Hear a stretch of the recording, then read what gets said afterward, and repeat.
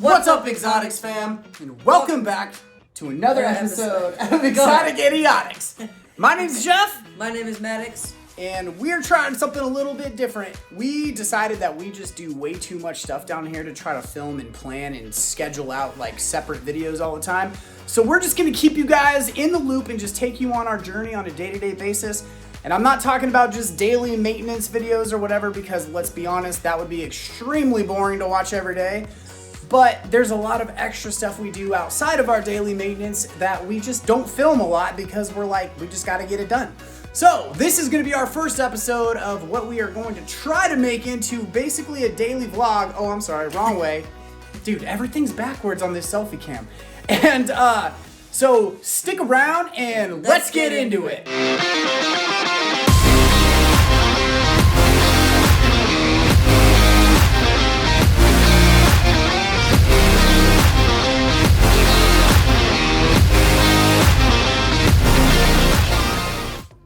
Alright, first, I'm going to give you guys just a little bit of update on some stuff. First of all, our Goliath bird eater just molted. Look at him. He's just looking freaking huge. We're going to have to rehouse him here pretty quick.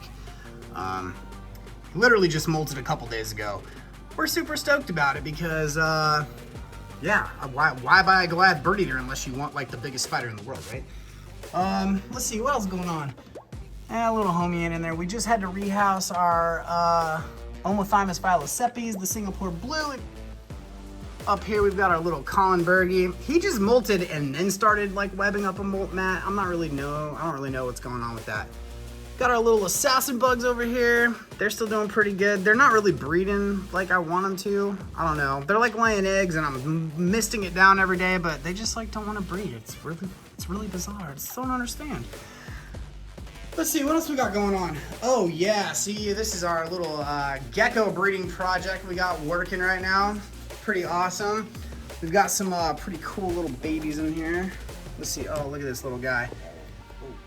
Yeah, this is one of our little normal, I guess I say normal, but non-lily whites. But yeah, he's pretty awesome. Got some pretty good like bright oranges on him or whatever. Why is this thing shifting so much? Like, Jesus. Here, put him back. Whatever, it is what it is. It happens. So, whoa, my goodness.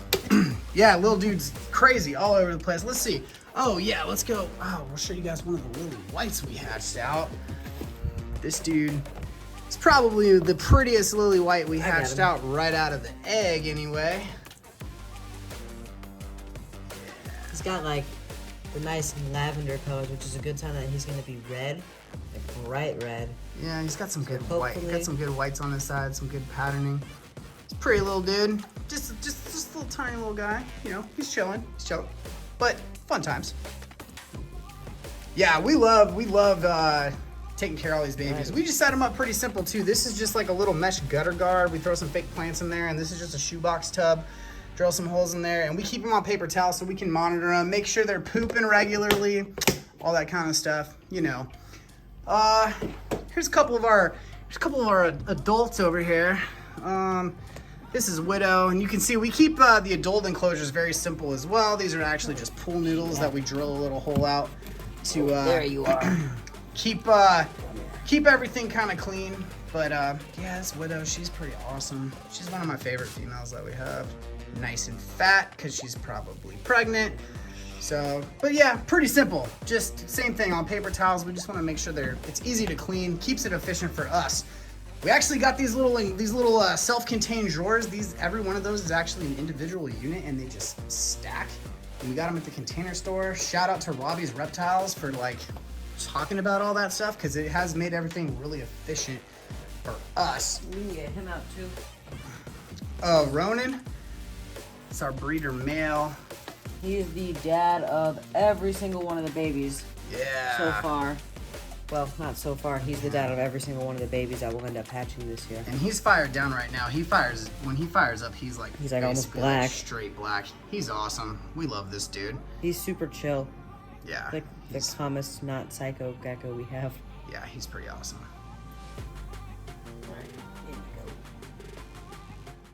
But of course, this is who everybody really wants to see. I got the cage.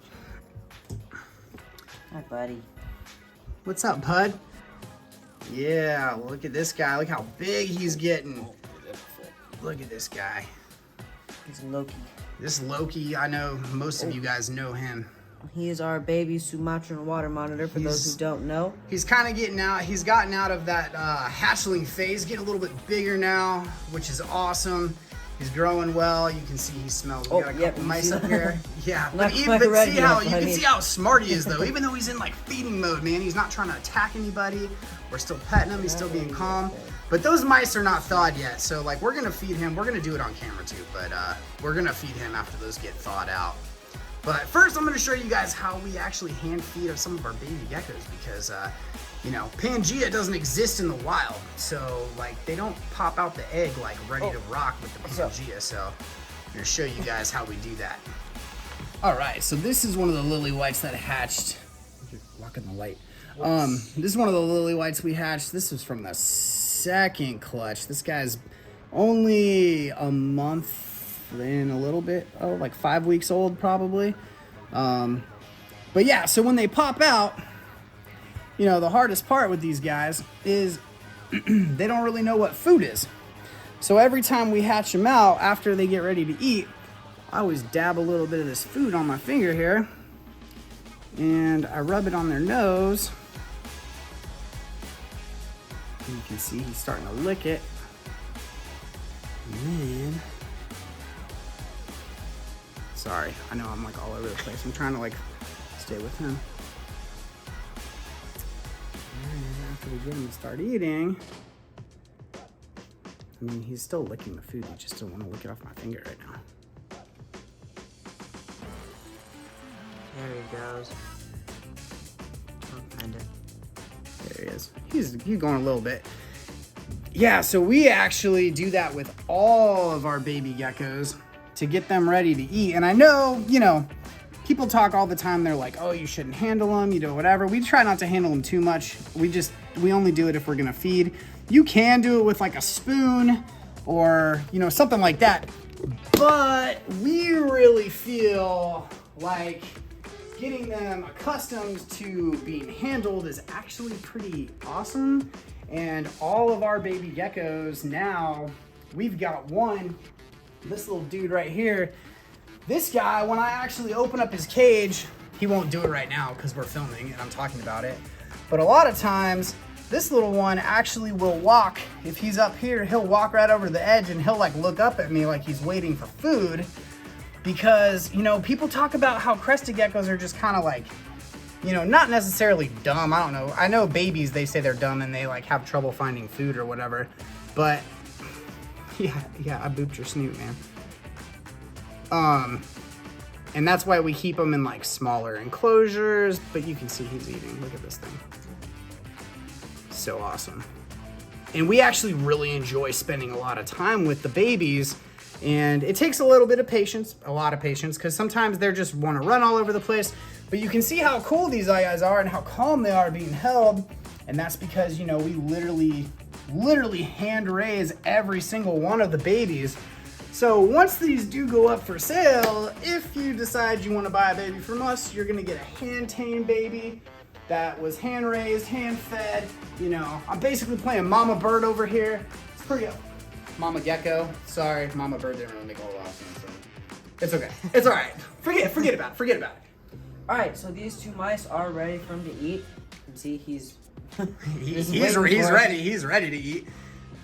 But notice how he's not going into like a feeding response. He's not attacking anybody's hand. Yeah, there you go, buddy. Look at him, man. And they still have that prey drive, though. It's like he acts like it's alive, and he kind of shakes it around, chews on it a little bit like he's trying to kill it. He still likes to grab him by the belly a lot. Like he has to like reposition him a lot before he can actually swallow him, and it's a little weird. I don't really know like what he's thinking, but you can see him. It's like a toy, man. Hey, don't play with your food. Or, you know, play with it. I don't care. Do what you gotta do, man. Just eat it. Give it that shake. Water monitors are probably one of, if not the most intelligent reptile on the planet. I know some people talk about blackthroats too. I've worked with both. I've never owned a black throat, but I have spent a lot of time with one. And I would say their intelligence level is probably pretty equal. But they're just amazing animals to work with. And he's by far our favorite one to keep, for sure. He's just so interactive. We open up the cage, he usually just comes right out to us. He's obviously crazy to watch eat, but like I still feel comfortable reaching my hand in there and petting him right now, like while he's eating, and I'm not like scared that he's gonna like bite me or mistake me for food or anything, because we spend so much time working with him and socializing him. I mean, you do, especially, Matt. Oh, he's basically my lizard. I paid for him. I picked him out. I've been the one hand raising him since he was very young. And he's just a great animal to work with. I like working with him more than any reptile I've ever owned. Super smart. Basically everything my dad said is very true. He's almost like, it's crazy. Like when you come over here and you get him out and then you put him back and you go to close the door, he almost follows your hand to each latch, like he's looking at you like, no, don't lock it, don't do that. But just look at him, dude. It's like owning a dinosaur, man. Like, welcome to Jurassic Park. Yeah, I'm talking about you. He's like, no, leave me alone. Don't talk about me. He's gonna be all vain, like, get that camera out my face, man, I'm eating. Wait, hold on, let me turn my head over and get me from my good side. Actually, he's probably just like, oh, go down the hatch, man. Struggling a little bit. I mean, it's a pretty big, an adult mouse is pretty big for him, but we only give him a couple mice a week. Other than that, he eats like crickets and dubia roaches and stuff like that, because I don't want to get him like really overweight, like only giving him mice or whatever.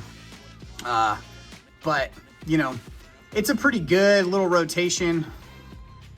He does enjoy eating them, obviously. He likes them. We get a good feeding response out of him, but he doesn't get like super aggressive. So, I don't know. Works out pretty good. We're gonna have to give him the second one here. Just a second. Yeah, while Loki's finishing that little mouse, before we give him another one, I figured I'd give you guys a quick little update on these prasina. These are our Gastropholis prasina, green keel-bellied lizards. It's a male-female pair. We're hoping that they can breed this year. We just actually got done cycling their temps lower, and now we just turned them back up recently. Dude, where are my tongs? Oh, Maddox has the tongs. Right. I was gonna give them some super worms, but Maddox has the tongs. Hold on. Let's go go get Maddox here real quick. Can I see the tongs real quick? Well, he's done, so. Oh, well, give him the other one real quick. They got to see him swallow the last one, so we don't need to like. Attaboy. Gosh, vicious little beast. Love him. Gosh, so cool. So cool. Oh, and this over here, this is where all the magic happens. This is our little editing station, and where all the behind the scenes work comes from. But here, let me see those tongs, bud. Where are they? I got them over here. I can do it. Oh, you want to do that? Yeah, you do it. Dude, because... So we used to feed these guys crickets, but it was harder for them to find. And look how intelligent they are. She knows, man. She knows what's coming. And she came right up to the front of the cage like she's ready. And then her little boyfriend over here, he always gets up right on top of the skull. And, so... So we tong feed these guys primarily, throwing crickets in the bottom. They would come down and eat them sometimes, but it was not as easy. They prefer super worms. Seems like they eat the super worms way better than the crickets, wouldn't you say? Yes. And they're a little bit big for them, I guess. It takes them a little longer to eat them, but the crickets, man, they also like to fight over their food. And there's like not really enough of a cricket to play tug of war with, so they would end up biting each other on the nose. So we just switched over to super worms, and we've had like way better results because of it. Can you give her one more? I think she's ready. Oh, so gentle. Oh wow, that was crazy for her. She not ready.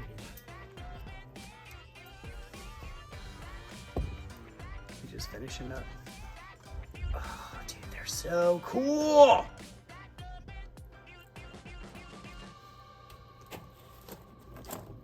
Oh, you missed. Oh, look at that. Rawr. There you go. So gentle with him as well. What's going on today? I don't know. They're getting used to it, man. They're not like super like food aggressive anymore. Until you stick your finger in there and try to pet them, and then they're gonna be like, nope, not today, Satan. But these guys are a lot of fun to keep, though. Actually, they're very interactive. It's just more like food based and not so like hand based, I guess. I don't know. Like we don't really like handle them or anything. They just Not very good with that. No, definitely not very good with handling, but they do tongue feed really well. You can kind of reach in there and pet them sometimes without them getting crazy, but like putting a camera in her face, like she may open her mouth and gape at me. There's food. Their little threat display is actually pretty cute. Well, there you have it, guys. This is our first time doing a little Like this vlog. Yeah, a little vlog thing, but we kind of took you around. We updated you guys on some of the animals. We got to feed Loki. We showed you how we hand feed some of our babies. And tomorrow we have to rehouse a Pusillotharia regalis, which will be fun. That's always awesome. And we'll show you guys some more of the adults or whatever. You know, we don't really want these videos to just, like I think I said in the beginning, like I don't want them to just be like our daily routine stuff, but like there's so much other stuff that we do down here. So we wanted to make sure you guys get to see all of it. So anyway, we appreciate it. We're going to leave links to all the things. Yeah, just the things. Discord. That's where you went first? Yes. Discord server, the TikTok, the Instagram. Yeah. That it? Discord? You said that. Discord? Yeah, yes. Discord. Yes, Discord. Yeah, come join the Discord, man. It's a lot of fun in the Discord. Everybody's really cool in there. We love it. It's great. Good times. All the things.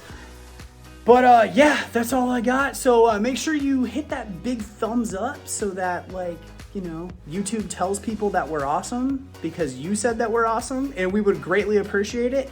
And that's all we got for you today. Comment down below what your favorite animal was that you saw in this video, and let us know what you want to see more of. And I guess we will see you next time.